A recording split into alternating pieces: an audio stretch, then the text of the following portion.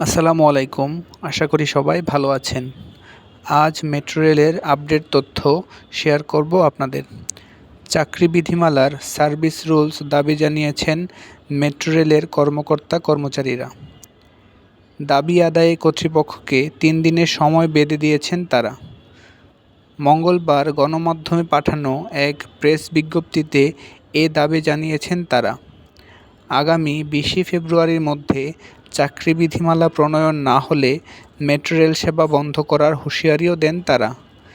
বিবৃতিতে বলা হয়, গত ১৩ই ফেব্রুয়ারি গণমাধ্যমে প্রকাশিত প্রেস রিলিজ অনুযায়ী ডিএমটিসিএল-এর সরাসরি উন্মুক্ত নিয়োগের মাধ্যমে নিয়োগপ্রাপ্ত স্থায়ী কর্মকর্তা-কর্মচারীদের চাকরি বিধিমালা প্রণয়নের জন্য জোরালো দাবি জানানো হয়।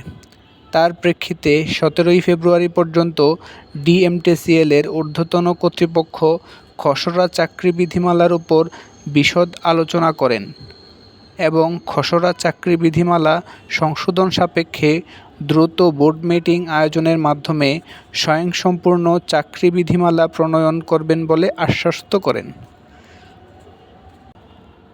উক্ত নির্দেশনা মোতাবেক ডিএমটিসিএল কর্তৃক ৬০তম বোর্ড সভার সিদ্ধান্ত অনুযায়ী ৬০ কর্মদিবসের মধ্যে ডিএমটিসিএল-এর কর্মকর্তা-কর্মচারীদের জন্য স্বয়ংসম্পূর্ণ চাকরি বিধিমালা প্রণয়ন করে সড়ক পরিবহন ও মহাসড়ক বিভাগে প্রেরণ করার নির্দেশ দেন।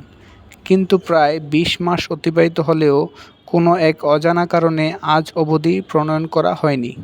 স্বয়ংসম্পূর্ণ চাকরি বিধিমালা না থাকায় ডিএমটিসিএল-এর ২০০ জনেরও অধিক দেশি-বিদেশি প্রশিক্ষণপ্রাপ্ত দক্ষ কর্মকর্তা ও কর্মচারী চাকরি থেকে ইস্তফা দিয়েছেন। ফলে মেট্রো রেল পরিচালনা ও রক্ষণাবেক্ষণ হুমকির মুখে পড়ার সম্ভাবনা তৈরি হয়েছে। এমতাবস্থায় ৩ কর্মদিবস অর্থাৎ ১৮, ১৯ এবং ২০ ফেব্রুয়ারির মধ্যে স্বয়ংসম্পূর্ণ চাকরি বিধিমালা প্রণয়ন না হলে আগামী ২১শে ফেব্রুয়ারি শুক্রবার থেকে মেট্রো রেল সেবা বন্ধ থাকবে এবং ঢাকাবাসী মেট্রো রেল সেবা থেকে বঞ্চিত হলে ডিএমটিসিএল সংশ্লিষ্ট কর্তৃপক্ষ চূড়ান্তভাবে দায়ী থাকবে এ মর্মে একটি প্রেস রিলিজ করা হয়।